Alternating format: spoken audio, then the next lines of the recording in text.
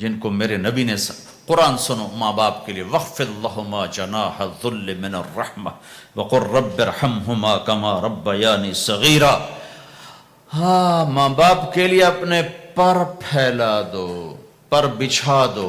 کیوں بھائی؟ انسان کے پر ہوتے ہیں یا بازو ہوتے ہیں؟ کیوں جی؟ بولو بھائی۔ باجو، تمہاری گجراتی میں بولو نا، باجو باجو ہوتے ہیں نا، پر تو نہیں ہوتے نا، لیکن اللہ کہہ رہا پر بچھا دو، اپنے ماں باپ کے لیے پر بچھا دو۔ پر بچھانے کا کیا مطلب؟ میں بتایا کرتا ہوں کہ اس آیت کو کسی تفسیر سے میں نہیں سمجھا، نہ کوئی تفسیر والا یہ تفسیر کی طرف جائے گا۔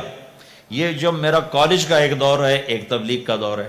کالج دور میں جب ہمارے گاؤں کے قریب دریائے راوی ہے، اس کے کنارے جنگل تھا بہت بڑا، اس میں ہم شکار کھیلنے جاتے تھے، ایک ایک ہفتہ جنگل میں پڑے رہتے تھے، تو ساتھ کھانے کا سامان، ساتھ سارے حشم خدم، اور ایک ایک ہفتہ ہم شکار کرتے تھے۔ تو وہ تیتر کو لگتا تھا نا چھرا، وہ چھرے لگتے تھے تو گرتا تھا، تو یوں اس کے پر یوں ہو جاتے تھے، میرے آنکھوں کے سامنے وہ تیتر نظر آ رہے ہیں، وہ یوں ایسے کرتے تھے اور یوں گردن ٹیڑھی ہوتی تھی، اور اس کا مطلب یہ ہوتا تھا کہ اب میں تیرے بس میں ہوں، ذبح کر یا چھوڑ دے، میرا بس ختم ہو چکا۔ تو آئے ہائے ہائے، قربان جاؤں قرآن کی خوبصورتی پر۔ میرا رب کہتا ہے اپنے پروں کو بچھا دے ماں باپ کے آگے، جیسے زخمی پرندہ تیرے آگے بچھ جاتا ہے کہ ذبح کر دو صاحب، بھون کے کھا یا کباب بنا کے کھا، اب تیرے حوالے ہوں، ایسے ہی ماں باپ کے آگے یوں ہو جا۔ کیا خوبصورت تعبیر کی ہے۔ لا تقل لہما اف، اون بھی نہ کر۔ آپ نے فرمایا کاش میرے والدین ہوتے، تمنا کی۔ 2 مہینے کے تھے ماں کے پیٹ میں تو باپ کا انتقال ہو گیا، یا اور نہیں تو میری ماں تو ہوتی، میری ماں تو ہوتی۔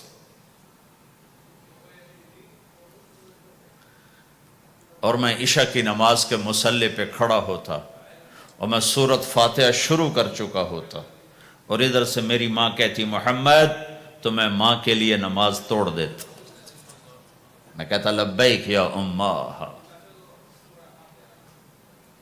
حج کا سفر ہے، 63 سال عمر ہے، ماں کو فوت ہوئے 57 سال گزر چکے ہیں۔ آپ حاجیوں کے ساتھ ابوا سے گزرتے ہیں، 10 میل آگے بستی ہے، پہلے قبر آ جاتی ہے۔ آپ نے احرام باندھا ہوا ہے، سر ننگا ہے، اپریل کا مہینہ ہے، ماں کی قبر سے گزرے 57 سال میں آدمی کیا کچھ نہیں بھول جاتا، لیکن میرے نبی کے دل کا زخم اسی طرح بھرا نہیں ہے، اسی طرح تازہ ہے۔ آپ اونٹنی سے اتر گئے اور ماں کی قبر کے سرانے آ کے یوں بیٹھے، گھٹنے اٹھائے اور ہاتھ یہاں رکھے اور سر دیا گھٹنوں میں ایسے، اور یوں سر نیچے کر کے جو روئے ہیں جیسے چھوٹے بچے روتے ہیں۔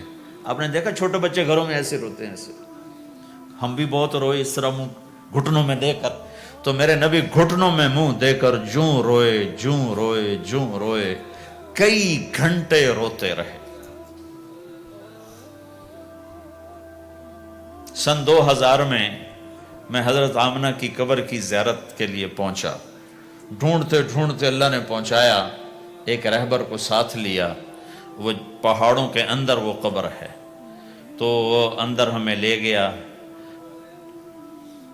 راستہ کوئی نہیں تھا، جس کو پتہ ہو وہ پہنچا سکتا ہے، ویسے کوئی نہیں جا سکتا۔ کالے پہاڑ چھوٹے چھوٹے، کانٹے دار جھاڑیاں، ایک پہاڑی ہوگی اتنی اونچی جتنی آپ کی چھت ہے، اس کے اوپر باقی پہاڑ تو ایسے تھے، نوک نکلی ہوئی، وہ اوپر فلیٹ تھا، کوئی 10 بائی 10 تقریباً۔ وہاں میرے نبی کی ماں آرام کر رہی تھی، تو میں نے چاروں طرف دیکھا تو 2000 یعنی صرف 12 سال پہلے جنگل ویرانہ وحشت، 1400 سال پہلے یہاں کیا ہوگا؟ میں اللہ کی بے نیازی سے کانپ رہا تھا کہ میرے رب جس کی خاطر تو نے کائنات بنائی، یہاں اس جنگل میں اس پہ اتنا امتحان ڈالا، وہ بھی 6 سال کی عمر میں۔ باپ دیکھا نہیں، بہن کوئی نہیں، بھائی کوئی نہیں، خالہ کوئی نہیں، کوئی ساتھی کوئی نہیں۔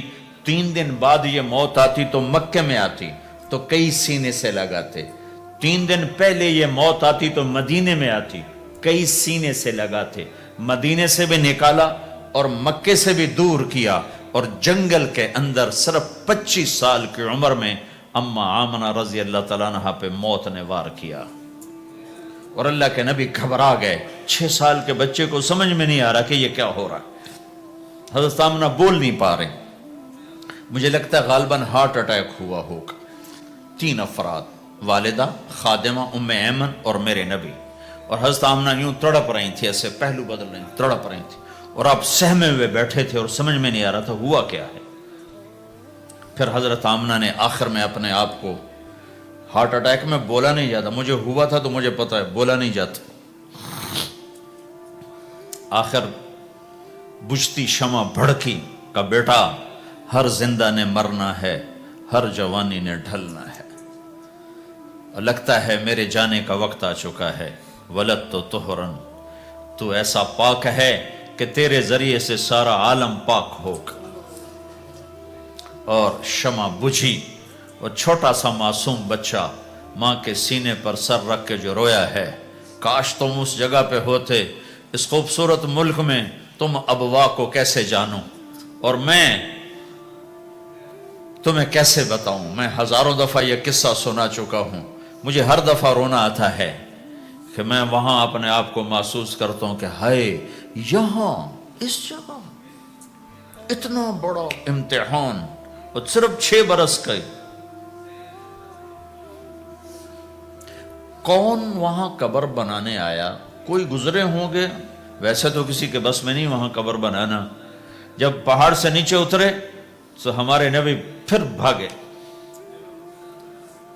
جب ام ایمن اوپر پہنچی ہیں تو کیا منظر تھا کہ ابوا کے پہاڑ بھی روئے، اور زمین آسمان بھی روئے، اور ہر پتھر رویا کہ 6 سال کا معصوم بچہ 2 جہان کا سردار ہے، جنت کا چابی بردار ہے، اللہ کا جھنڈا ان کے ہاتھ میں ہوگا، شفاعت ان کی کہ طفیل حساب ہوگا، ان کی شفاعت کے ساتھ پل پار ہوگا، ان کے صدقے جنت کا دروازہ کھلے گا، ان کے صدقے جنت میں داخلہ ہوگا، ان کے صدقے گناہوں کی معافی ہوگی۔ اور اتنی بڑی ہستی والضحیٰ واللیل اذا سجا کا ٹائٹل لینے والا، وما ارسلناک الا کافۃ للناس بشیرا ونذیرا کا ٹائٹل لینے والا 6 سال کا بچہ، مجھے دیکھو ماں کی قبر کو سینے سے لگایا ہوا تھا اور اس کے اوپر لیٹے ہوئے تھے۔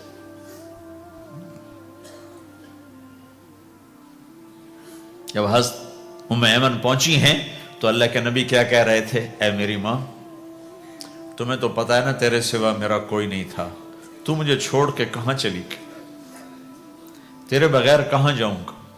میرا کون ہے اب تیرے سوا؟ ام ایمن نے اٹھایا کہ مجھے چھوڑ دو، میں کہیں نہیں جاؤں گا، میں اپنی ماں کے سوا کہیں نہیں جاؤں گا۔ کھینچ کے اٹھایا، نیچے لائیں، اونٹنی پہ بٹھایا، 3 راتیں مسلسل روتے روتے یہ سفر ہوا ہے۔ ہائے ہائے، کوئی آنسوں، آگے کوئی خالہ نہیں بیٹھی، باپ بھی نہیں بیٹھا ہوا، بھائی بھی کوئی نہیں، بہن بھی کوئی نہیں ہے، کوئی نہیں جس کے گود میں سر رکھ کے اب یہ بچہ سوئے گا۔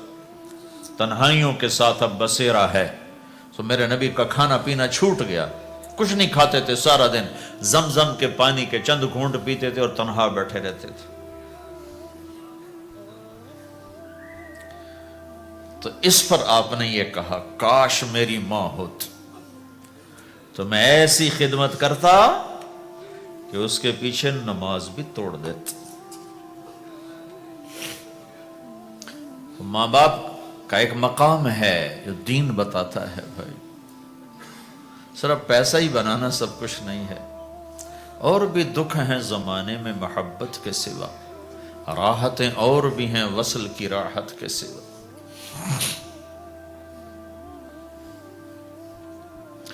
ماں باپ کا مقام ہے، ان کو مقام دو، لیکن ماں کی وجہ سے بیوی پہ ظلم نہ کرو،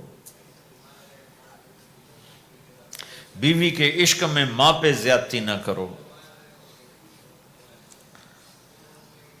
یہ گھر کی معاشرت ہے، یہ گھر کی زندگی ہے۔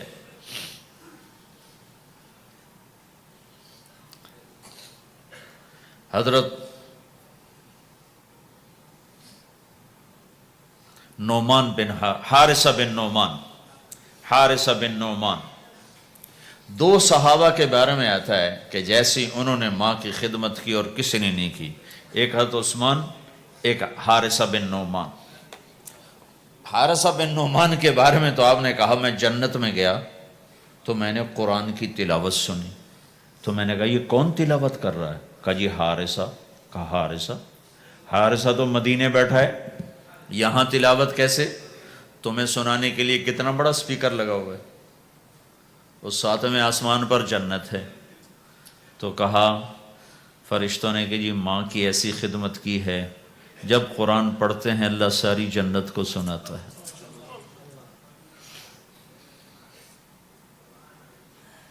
تو جن کے والدین یہاں ساتھ ہیں وہ انہیں غنیمت جانو، ان کی خدمت کرو۔